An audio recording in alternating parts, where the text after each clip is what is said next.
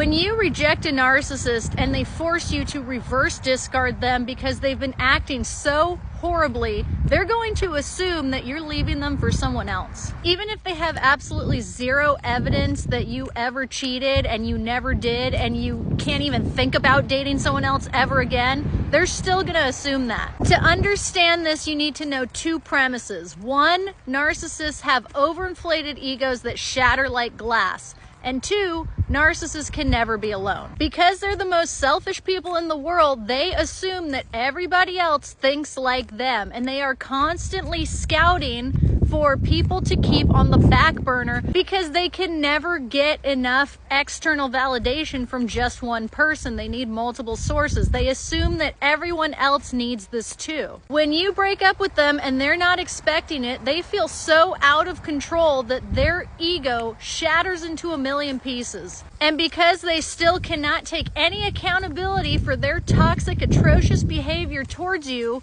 they assume it must be because they found someone else. See, a narcissist can't possibly fathom that you would choose being alone over being with them. Even if they've cheated, even if they've abused you, because they're never okay with being alone. So if you picture a person who is not self-aware whatsoever and doesn't realize that their actions have consequences, meaning if they abuse you, you might choose to leave.